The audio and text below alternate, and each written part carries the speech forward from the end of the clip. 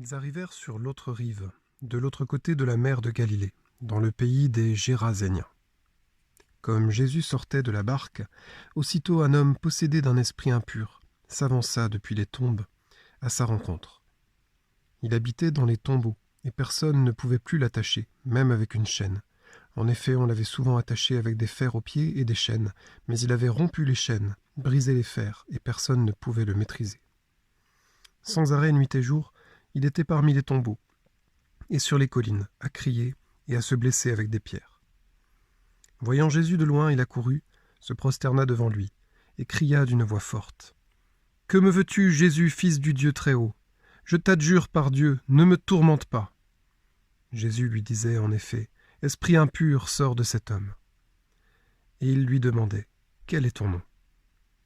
L'homme lui dit, « Mon nom est Légion, car nous sommes beaucoup. » Et il suppliait Jésus avec insistance de ne pas les chasser en dehors du pays.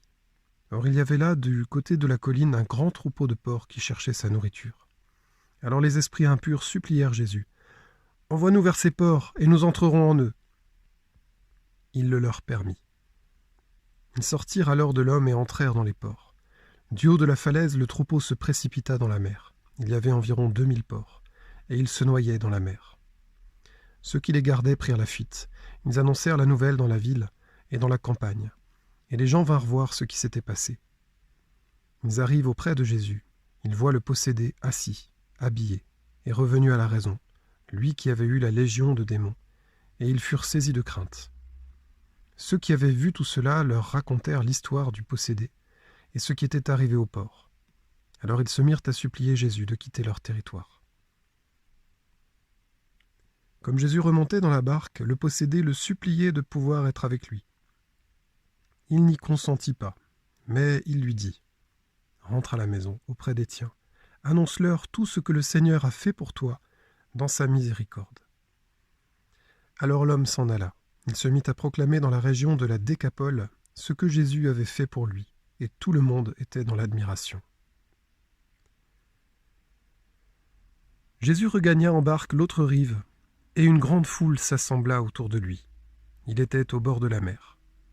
Arrive un des chefs de synagogue, nommé Jaïr. Voyant Jésus, il tombe à ses pieds et le supplie instamment.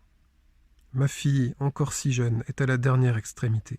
Viens lui imposer les mains pour qu'elle soit sauvée et qu'elle vive. » Jésus partit avec lui, et la foule qui le suivait était si nombreuse qu'elle l'écrasait.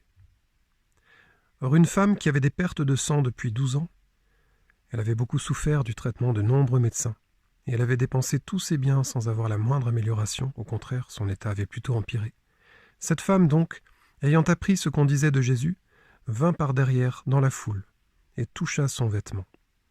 Elle se disait en effet, « Si je parviens à toucher seulement son vêtement, je serai sauvée. » À l'instant, l'hémorragie s'arrêta, et elle ressentit dans son corps qu'elle était guérie de son mal. Aussitôt Jésus se rendit compte qu'une force était sortie de lui. Il se retourna dans la foule et il demandait « Qui a touché mes vêtements ?» Ses disciples lui répondirent « Tu vois bien la foule qui t'écrase. Et tu demandes « Qui m'a touché ?» Mais lui regardait tout autour pour voir celle qui avait fait cela. Alors la femme, saisie de crainte et toute tremblante, sachant ce qui lui était arrivé, vint se jeter à ses pieds et lui dit toute la vérité. Jésus lui dit alors, « Ma fille, ta foi t'a sauvée, va en paix et sois guérie de ton mal. » Comme il parlait encore, des gens arrivent de la maison de Jaïr, le chef de synagogue, pour dire à celui-ci, « Ta fille vient de mourir, à quoi bon déranger encore le maître ?»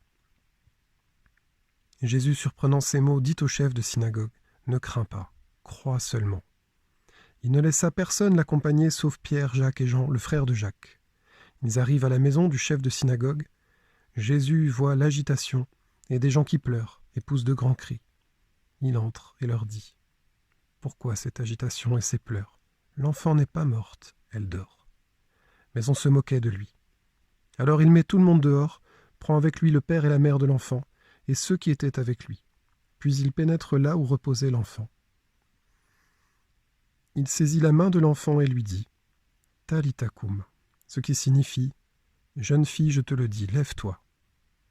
Aussitôt la jeune fille se leva et se mit à marcher. Elle avait en effet 12 ans. Ils furent frappés d'une grande stupeur. Et Jésus leur ordonna fermement de ne le faire savoir à personne. Puis il leur dit de la faire manger.